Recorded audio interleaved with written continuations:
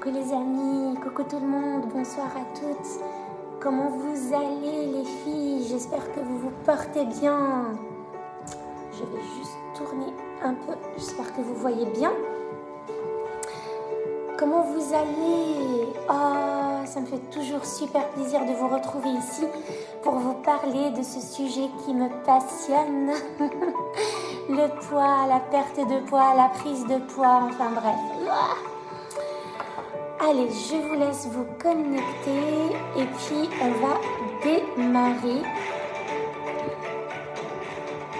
Faites-moi signe si vous êtes là en live, si vous êtes là en replay, vous mettrez un petit hashtag replay. Coucou ma belle Bouchra, comment tu vas? Toujours au rendez-vous, ça c'est vraiment top, j'adore. Allez, je vous laisse quelques secondes, vous voyez, je suis sympa quand même, hein. Je commence pas tout de suite.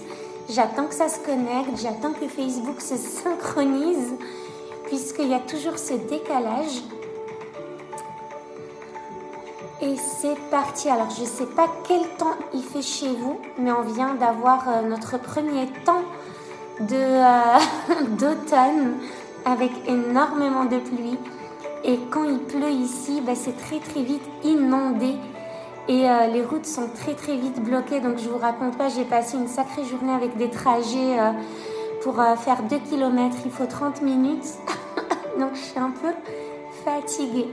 Et les enfants se sont même sentis mal dans la voiture en rentrant de l'école, donc c'est pour dire. Mais il était temps. Vendredi, on était à la plage et aujourd'hui, il fait un peu frais quand même. Pas encore de pluie. Ah, ça va venir. Allez les amis, bon j'espère que vous allez bien, moi je vais plutôt pas mal, je suis un peu fatiguée parce que je suis toujours en train de préparer pas mal de choses et du coup quand ça avance et que ça marche et que les choses se construisent et que c'est fluide, ça me donne envie d'avancer encore plus et du coup il faut que je fasse attention à ça et que je sache dire stop là où il le faut. Justement, on est dans le sujet pour prendre soin de soi, de sa tête, de son corps, de son esprit, de son énergie et de sa vitalité, surtout pour pouvoir recarburer derrière parce que je vais vous dire ce que je dis très souvent, c'est que on a un réservoir d'énergie, d'accord? On a un réservoir d'énergie avec une certaine quantité d'énergie. Donc je fais une petite aparté ici, j'aime bien vous lancer des petits messages qui peuvent vous servir, même s'ils n'ont rien à voir avec la prise de poids ici. Mais on a un réservoir d'énergie, donc imaginez un réservoir avec 100%. Coucou ma belle Jessica, yay! Avec 100% de votre énergie dedans. Et en fait, que vous dépensiez cette énergie en 2 heures ou en 2 jours, cette énergie est la même. Vous n'avez que 100% d'énergie. Et en fait, vous allez dépenser cette énergie dans des projets, dans des objectifs, dans des tâches, dans des choses à faire. Et en fait, plus ça va marcher, plus votre réservoir d'énergie est en train de se vider et plus il va se remplir derrière. Mais au final, au bout d'un moment, ce réservoir va être vide et vous serez... Tiens, je tombe à pic, réservoir d'énergie. Non mais oh, les choses n'arrivent jamais par hasard, hein. C'est les pièces du puzzle qui se mettent en place. Et du coup, ce que j'ai envie de vous dire, c'est que à un moment donné, le réservoir va être vide. D'accord? À un moment donné, le réservoir va être vide. Donc, des fois, quand on est productive et que les choses marchent, ce qui est le cas pour moi, parce que finalement, les choses sont fluides, j'ai une to-do list, je sais exactement ce que je vais faire, je reste focus, je reste concentrée, je suis disciplinée, donc je mets en place ce que je dis que je vais mettre en place. Donc, les choses avancent, mais au fur et à mesure qu'elles avancent, ça me donne envie d'avancer encore plus et plus vite pour aller plus loin. C'est là qu'il faut faire très attention parce qu'il y a beaucoup de personnes qui vont mettre beaucoup d'énergie sur 2-3 jours et qui vont être KO pendant 5-6 jours, ce qui est complètement normal, d'accord? Ce qui est complètement normal, il faut comprendre que ça c'est normal parce qu'une fois qu'on a puisé toute notre énergie, les 100% dans notre réservoir, la nature fait qu'à un moment donné, il va y avoir une compensation énergétique. C'est naturel, c'est comme ça. Quand on grimpe, on a besoin de redescendre pour regrimper.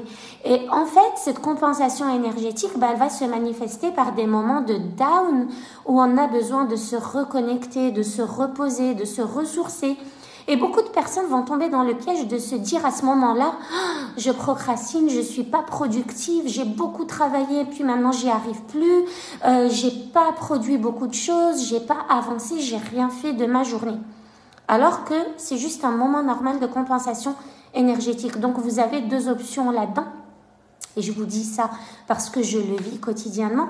C'est soit vous gérez ce réservoir d'énergie de telle sorte à ce que vous n'ayez pas besoin de vivre le contre-coup de la compensation énergétique à laquelle vous n'êtes pas préparé, soit vous vous préparez à la compensation énergétique et vous intégrez le fait que c'est normal et que c'est naturel. Donc des fois, je tombe encore dans ce piège-là parce que je me laisse aller, je me dis bon allez, termine juste ça et puis rajoute juste ça et puis rajoute juste ça. Mais la vérité, c'est que plus ça marche et plus j'avance, plus j'ai des idées que j'ai encore envie de matérialiser, plus j'avance et je peux très très vite tomber dans la fatigue à cause de ça. Donc ça, je voulais vous en parler par rapport à ça, en fait, rapidement, par rapport à ce réservoir énergétique. À un moment donné, il va être vide et il va falloir se reposer, se ressourcer et vivre ces moments de down pour laisser le temps au réservoir de se re-remplir. Ok?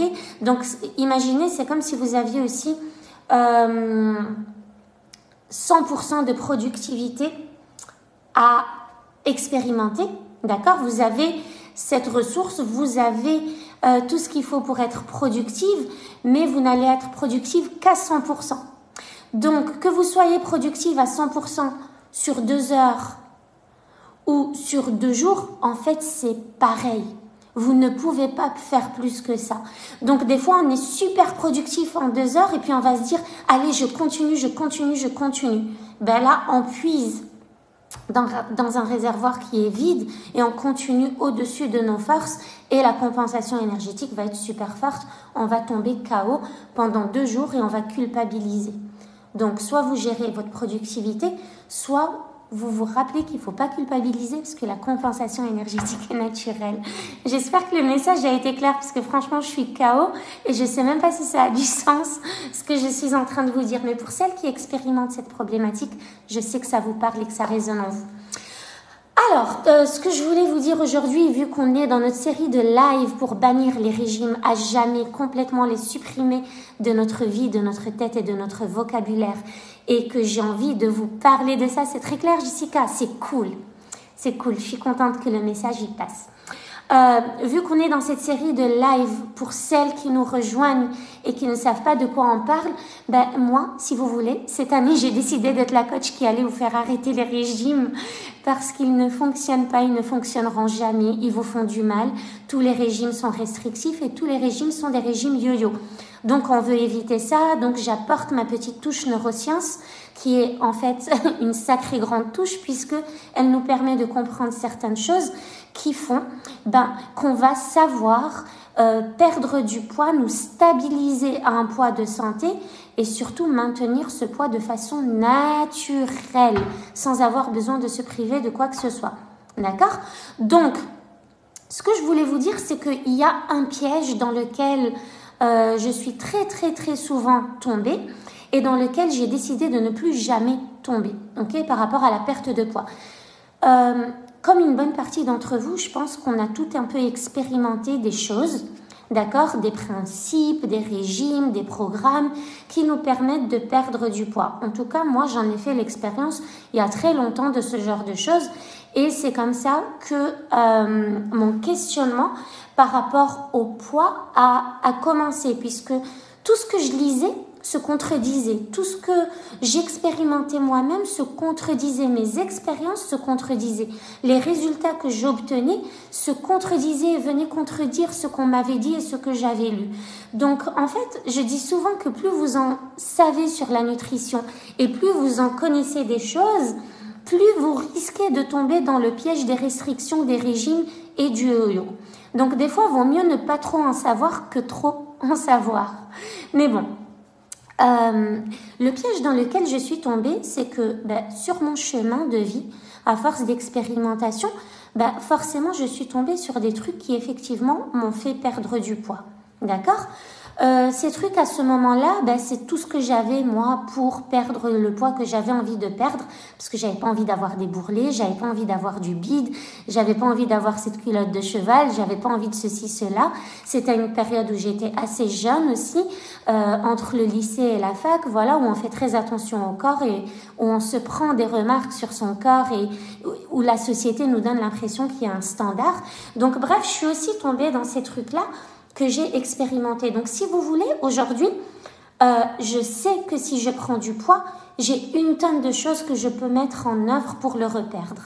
Et ça, c'est un piège, en fait. C'est un piège parce que pendant très longtemps, jusqu'à il y a encore 3-4 ans, on va dire, je tombais dans ce piège-là où je me disais « Ah, c'est bon, je peux me lâcher ».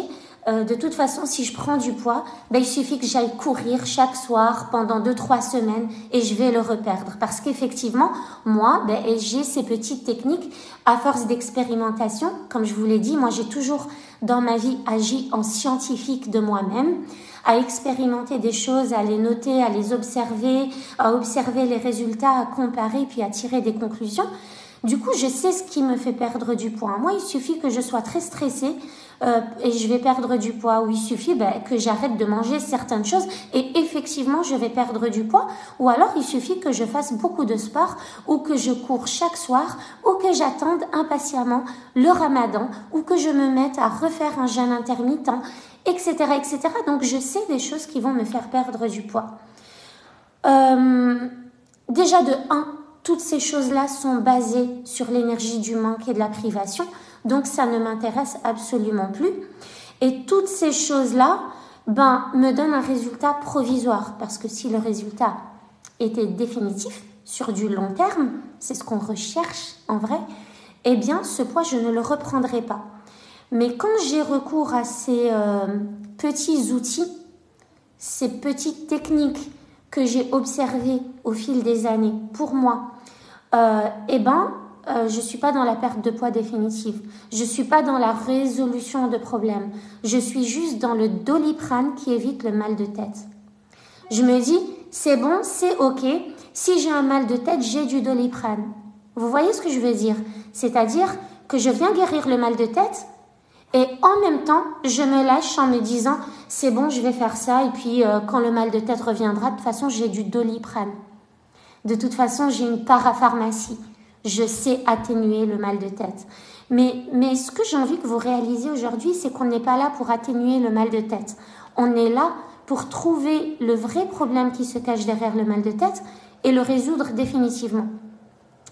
Et ce piège par rapport à la perte de poids, j'y suis tombée très très longtemps où je me disais, c'est bon, de toute façon, je sais quoi faire si le poids revient. Et je suis sûre que vous êtes toutes dans un certain type de cette dynamique. Je suis sûre que vous vous êtes déjà dit ça. Je sais comment faire en sorte de perdre du poids si vraiment le poids revient. Parce que vous avez testé des choses. Et ça, c'est un gros piège. C'est un gros piège parce que vous allez passer votre vie à faire des efforts pour revenir à un poids qui vous convient, pour ressentir un certain confort dans votre corps et puis à faire résistance, à vous sentir de nouveau mal parce que ce poids revient toujours. Vous avez les outils, vous avez certains outils, peut-être des fois toxiques, mais c'est pas grave, c'est ce que vous avez aujourd'hui, d'accord ?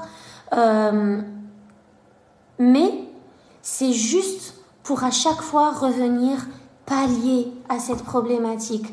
Vous êtes toujours en fait en train de rééquilibrer le truc. Allez, j'ai repris du poids, ok, je vais me remettre à ceci, je vais me remettre à cela, je vais arrêter de manger ceci, je vais arrêter de manger cela, je vais me remettre au sport, je vais aller courir. Il suffit que je m'inscrive à la salle de sport, il suffit que je trouve quelqu'un qui aille avec moi faire du sport, il suffit que... Les amis, comprenez bien qu'on ne veut plus de ça en fait. On ne veut plus de ça. est-ce que ça ne serait pas tellement plus simple et tellement plus libérateur d'avoir des outils concrets qui vous permettent de retrouver votre poids de santé à jamais, pour ne plus jamais le reprendre, pour ne plus jamais refaire de yo-yo, pour ne plus jamais avoir à vivre la souffrance de la culpabilité d'avoir fait tellement d'efforts pour pas grand-chose, pour ne plus jamais avoir à vous dire « je dois ». Juste courir, je dois juste faire ceci et cela pour reperdre ce poids que j'ai repris. Vous avez déjà fait des efforts, donc vos efforts, en vrai, s'ils ne vous ont apporté un résultat que sur du très court terme ou que sur du très moyen terme, c'est que vos efforts sont vains. Ne tombez pas dans ce piège-là. J'ai beaucoup de personnes autour de moi qui sont dans ce piège-là aujourd'hui et je les comprends parce que je suis passée par là. Parce que c'est quand même un confort de se dire « Ok, de toute façon, dans le pire du pire, dans le pire des cas, je sais comment me débarrasser de ce poids au cas où il se présente. » Mais la façon que vous avez de vous en débarrasser n'est pas une façon qui est saine pour vous, puisqu'elle place votre corps dans la douleur d'une manière ou d'une autre. Que la douleur soit émotionnelle, qu'elle soit physique ou qu'elle soit physiologique ou même métabolique, vous vous placez volontairement de nouveau dans cette douleur-là pour obtenir un résultat qui va être un résultat sur du court terme, pour revenir encore une fois sur cet outil et vous allez passer votre vie à faire ça. On rame, on rame, on rame, on respire un peu, mais on rame de nouveau pour pouvoir respirer un peu. Je prends ça vraiment, ce piège-là, ces fausses techniques et cette fausse croyance de se dire « Ok, je suis outillé pour au cas où », je prends ça vraiment comme si on était emprisonné dans une cage, une petite cage, et qu'on avait donné la clé de la cage, de la serrure de la cage, au monde extérieur, à quelqu'un d'autre. Et en fait, on respire dans cette cage tant qu'il y a de l'oxygène, mais dès qu'on commence à étouffer, on sait que quelqu'un a la clé. Et on se dit, bon, de toute façon, au pire, si je manque d'oxygène, je n'aurai qu'à appeler telle et telle personne, elle va m'ouvrir la cage et je pourrai respirer un peu avant de retourner dans cette cage et attendre d'étouffer à nouveau. Vous voyez, c'est vraiment l'analogie que je fais, moi, là, comme ça, là tout de suite maintenant. C'est vraiment ça. Et c'est pas ce qu'on veut. Nous, ce qu'on veut, c'est déjà ne pas être dans la cage et ne donner la clé à personne. Et ça, c'est d'avoir des clés en main pour garder cette cage ouverte à jamais, en fait, et ne plus avoir à se prendre la tête là-dessus. Donc, ce que je vous ai dit jusqu'à aujourd'hui, c'est le live numéro 14. Il y en a encore 16 qui vont venir. Mais ce que je vous ai dit, un truc super important et que vous devez retenir, c'est que tant que vous mangez dans la tranche là, vous voyez, dans la rangée là, dans cette extension, dans ce créneau où vous avez faim et que vous arrêtez de manger, quand vous arrivez à satiété, vous ne pourrez pas prendre de poids, quels que soient les aliments que vous mangez. Du moment que vous mangez entre la faim physique, et je vous ai fait des lives qui vous expliquent la différence entre la faim physique et la faim émotionnelle, la vraie faim et les fausses faims, et les signaux de la vraie faim et les signaux de la fausse faim, et les questions à vous poser. Donc, allez voir ces lives-là, ils sont assez complets, mais comprenez juste ça. C'est que tant que vous mangez que lorsque vous avez faim, et que vous arrivez et que vous savez vous arrêter lorsque vous êtes satisfaite et non pas saturée, les sucres, les calories et les graisses ne comptent pas là-dedans. Tant que vous restez là-dedans, dans cette parenthèse-là, c'est votre seule restriction, c'est de savoir manger à votre faim physique et savoir vous arrêter à satiété. Tant que vous êtes là-dedans, vous ne prendrez jamais, jamais de poids, quels que soient les aliments que vous mangez là-dedans. Ok ? Donc, c'est pour ça que les régimes ne marcheront jamais, puisque les régimes ne prennent pas en compte la faim physique et les signaux de la faim physique et les signaux de votre corps. Les régimes sont là pour vous imposer encore un truc erroné, un truc inefficace, un truc inefficient, un truc qui vient s'universaliser sous vos yeux pour un peu vous insinuer que vous êtes comme tout le monde. Et que comme vous êtes comme tout le monde, ce programme-là, ce régime minceur, va vous convenir à vous aussi.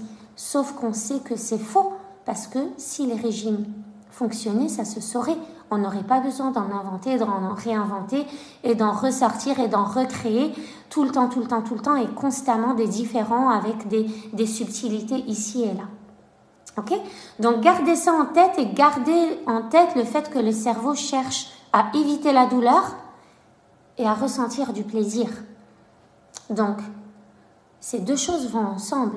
Si vous mangez que lorsque vous avez faim, vous allez avoir un plaisir intense parce que vous allez vraiment ressentir le goût de ce que vous mangez et votre cerveau va vraiment générer la dopamine qui est liée à ce plaisir.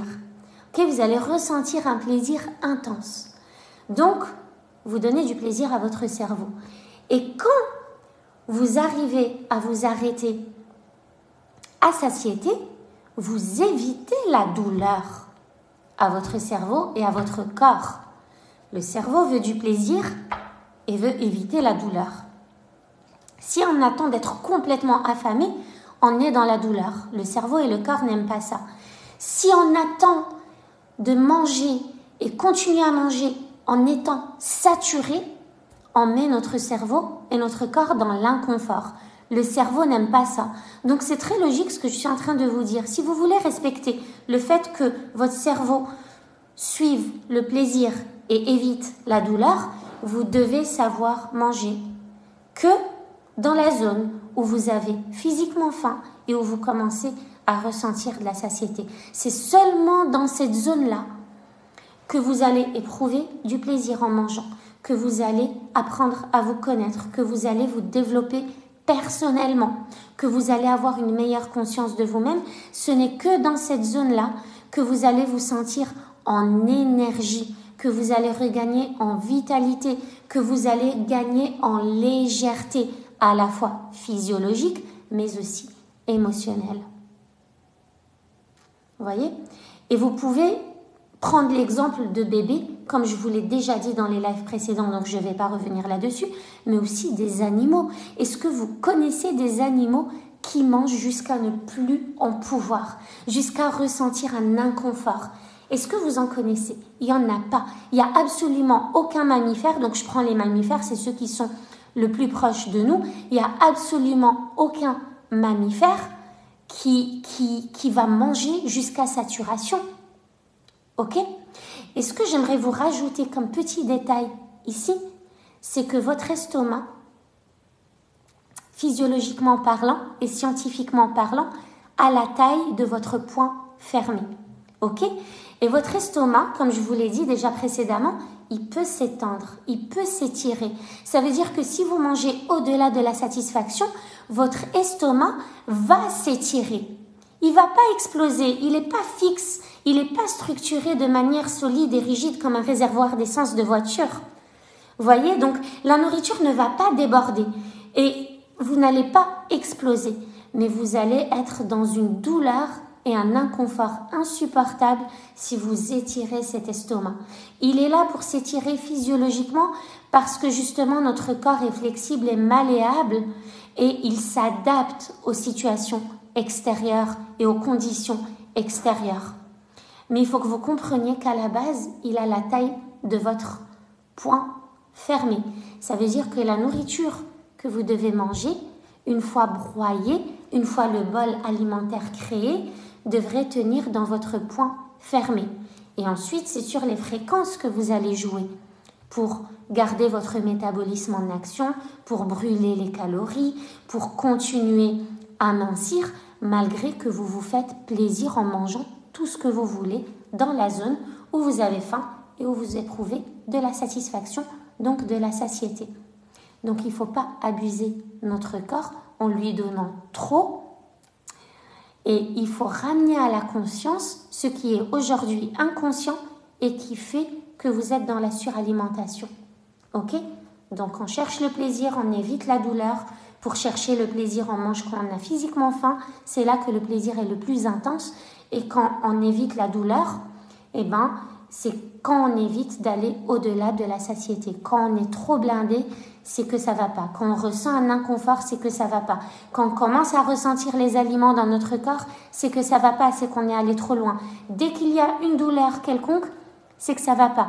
Si on n'arrive même plus à respirer, qu'on se sent étouffé, c'est que ça va vraiment pas. C'est pas qu'on a super bien mangé et qu'on s'est régalé, c'est qu'on a beaucoup trop mangé et qu'on aurait dû s'arrêter bien avant. Ok? Donc le plaisir dans la nourriture est essentiel et c'est aussi pour ça que les régimes ne fonctionneront pas, parce que qui a du plaisir à se priver de ce dont il a besoin, ou à se priver de ce dont il a envie, ou à se priver de manger à un moment qui est interdit par ce régime, parce que le régime a dit qu'il fallait pas manger avant 17 heures. C'est pas possible, ça ne fonctionnera pas. On se met dans la douleur, le cerveau fait blink, blink, blink, blink. No way, no way. Je veux pas aller dans cette direction. Ok? Et c'est pour ça que même si vous avez l'impression que les régimes fonctionnent parce que vous voyez du résultat et vous perdez du poids et vous êtes contente, en fait, votre corps est simplement en train de stocker parce qu'il ressent qu'il y a quelque chose qui ne va pas et qui n'est pas habituel. Ok? Et il va vous ressortir ça sous forme de graisse, sous forme de yo-yo. Ok? Il ne faut pas tomber dans ce piège de se dire « Ouais, mais bon, allez hop, foutu pour foutu, tant pis, de toute façon, je sais que je vais reprendre du poids, et puis même si je reprends du poids, je suis déjà passée par là, et je sais qu'il y a des choses que je peux mettre en place pour le reperdre. » Non. Votre objectif de 2023, ok? Parce que c'est maintenant que ça se travaille, les objectifs de 2023 par rapport à votre poids, c'est de perdre définitivement ce poids-là. Mais surtout, de vous stabiliser à votre poids idéal, sans avoir à faire d'efforts, sans avoir à être dans la frustration, tout en sachant grignoter, tout en sachant manger tout ce que vous désirez. Et comme ça, vous pouvez apprendre ces choses-là à vos enfants, à vos conjoints, à vos conjointes, à vos amis. Si vous avez des ados, surtout pour les protéger de ce que la société nous suggère, des mensurations idéales, de l'image idéale, du corps soi-disant idéal. On a chacun notre corps idéal spécifique, parce qu'on est des individus à part entière. Ok?